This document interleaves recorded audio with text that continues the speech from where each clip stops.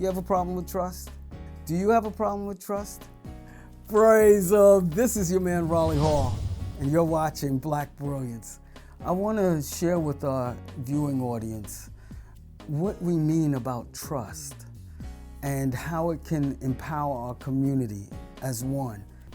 In my mind, trust frees you to get things done. Ooh. But at the same time, trust is something that is not easily gained. And so, in the business that I engage, which is the law, I've always said trust but verify. So, for example, in this instant where I practice elder law planning, probate, Medicaid planning, I practice estate planning, and I particularly chose to focus on these areas because I think it is so critical in this moment that our community become aware of how these practice areas can impact not just their lives today and their future lives as they get older and enter that season where they may find themselves in a position where they're not able to carry out their activities of daily living, meaning taking basic care of themselves.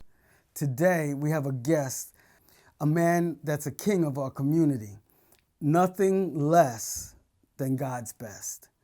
Donald Vernon, counsel, if I may say. Yes, sir. Glad to have you on the show today. Good to be here. Thank you. To be in a decent nursing home today where when your family comes to visit you, they don't have to hold their nose. Yes. It's running $15,000 to $16,000 per month.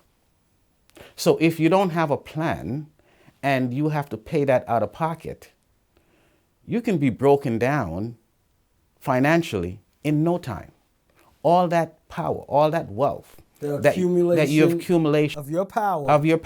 Mm-hmm. If you do not plan, not only does that trust issue relates to how their future health will be managed, but it also deals with how their wealth, their power that they've worked so hard to accumulate over a lifetime, how will they manage that power as they move and mature into this new season?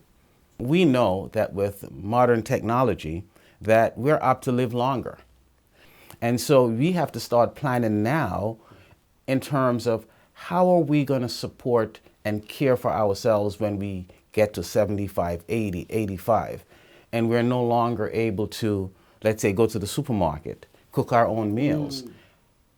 Do you have a plan for how you're going to live and what your quality of life is going to be when God bless you with those years? With long life. With long life. It says, honor your mother and father, yes, that your days be long. And I know in our family, my Aunt Arnie, that's what we called her, she didn't trust nobody, didn't trust the bank, didn't trust the government to set her way of managing her elder care. So what she did was she hid her finances in the mattress.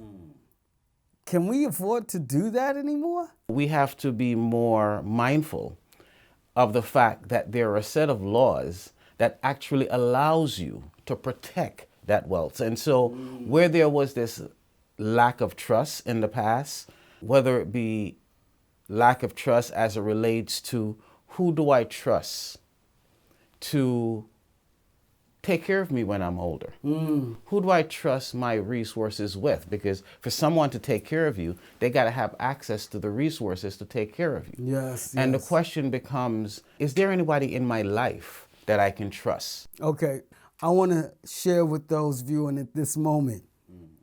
I want y'all to hear what we're saying and then jot down the first name of who it is you do trust.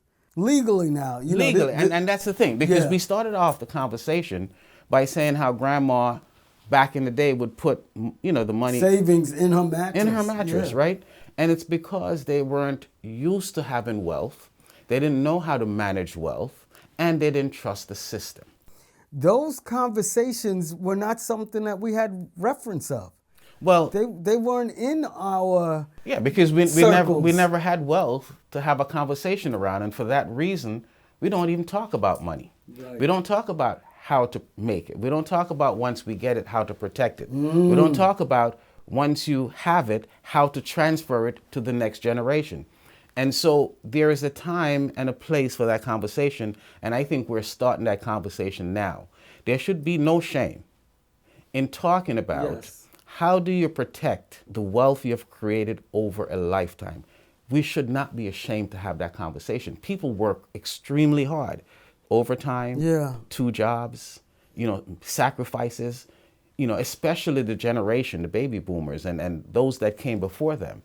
They made sacrifice to accumulate and to have what they have today. Now you said it, accumulation, and you made reference to that which we've accumulated over the years is our power. Yes. The fact of the matter is that we have to learn how to manage the power. Manage the power. And that's where the trust comes in. Yes. And the verification. Yes. We talk about the power as it relates to your wealth. But that power directly speaks to your health. The wealth you have dictates the quality of care that you receive. Wow. A lot of times you'll have folks have the wealth, but because they had to sacrifice so much, because they had to work so hard, they cut back on how they spend it on their health. Let's say you are a 7-day Adventist and you don't believe in blood transfusion. In your living will, you can say, I don't want blood transfusion as a medical procedure that would save my life, and it has to be respected. Let's say you're a person that emphasizes dying with dignity. You can say, I want to terminate life support if I have a terminal illness with no chance of recovery, meaning no artificial nutrition, no artificial hydration, and no respirator to breathe for me. Understood. Right? I don't want all those tubes. And so the living will tell the world, including your doctors, that those type of medical procedures in an end-of-life situation ought not to be applied to me. You kind of want that if you're that type of person who insists on transitioning with dignity. The do not resuscitate, commonly known as the DNR.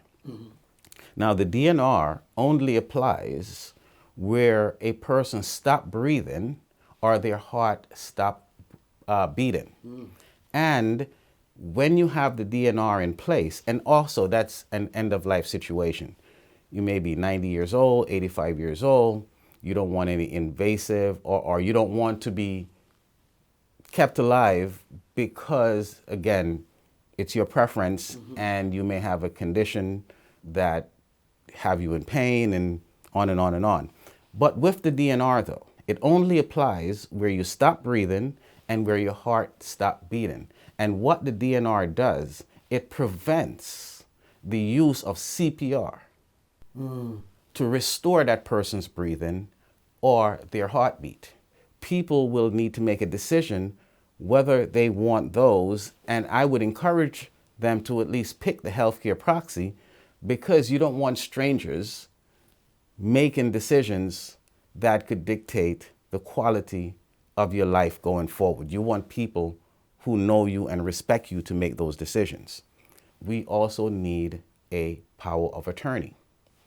This document allows someone to carry out your business for you should you lose physical or mental capacity. So if you can't go to the bank anymore and you got a letter that your account is being defrauded, you kind of want somebody to go to that bank and stop whatever, people from taking your money. For you may have a rental property. The tenants stop paying. How do you go to court to get your money? You need that power of attorney. Worse yet, you're in a nursing home because you're recovering from surgery. The bank is calling because the mortgage hasn't been paid. Who's going to engage the bank? You could potentially lose your home. Right. So having that power of attorney in place is critical. You should not trust that the right decisions are going to be made. You need to verify that the right decisions are going to be made. there will come a time when you need this kind of help. And it would be powerful to your advantage that you plan in advance to have these documents, so should you in your old age lose capacity, that your wealth and your health would be protected. If I may ask Yes. you, what is the age, or is it ageless? Because you could be 18 or you could be 80. From my experience, and I've been doing this for 28 years, right?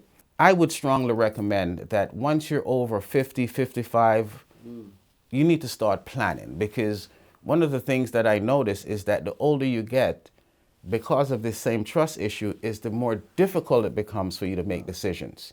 As you lose that physical strength, you become suspicious and fearful and concerned about why people are suddenly interested in you. Ooh. And you get pushback from different children, and you get confused, and you don't want to hurt anybody's feelings. Right. And so all of a sudden, you're paralyzed. You can't make a decision. Ooh. So the decisions and the planning needs to happen when you're relatively strong and have some physical power, where you have that confidence to implement or to plan what you want implemented when you're no longer able to implement it yourself. Now that's not just verbally, that's writing. Writing, and that's the difference, right? Because we've grown so accustomed to a handshake. My eldest daughter, she's on point. She'll take care of everything, not realizing that one day she may get married, she may get a very influential husband. They may decide to move to California and leave you in New York. All kind of stuff. Wow. People run into divorces. They deal with it by starting to drink. All of a sudden, that perfect, responsible child that you had all this trust in, life turns sideways. And to protect against that type of possibility, I say visit your attorney, have a plan, put that plan in writing, so no matter what happens in terms of life, and you, if you've lived, know that life doesn't run in a straight line. The key is that people need to understand that they need not leave things to chance. They really, really need to sit with an elder law attorney and an estate planning attorney to ensure that their legacy that they have worked so hard to build doesn't go a poof. And you're one of those people who, for whatever reason, you get a stroke, you're in a car accident, you develop cancer, God forbid, and your wife, who is now 75, 65, 80, 70, whatever. Yeah. To expect her to be your home health aide, your nurse, manage your medication, help you ambulate back and forth to the bathroom, you're basically going to get her sick. And so you got to say, if that should ever happen, do I have a plan? Hi, I'm Donald Vernon from Vernon Associates. You're watching BLAQ Brilliance with Raleigh Hall.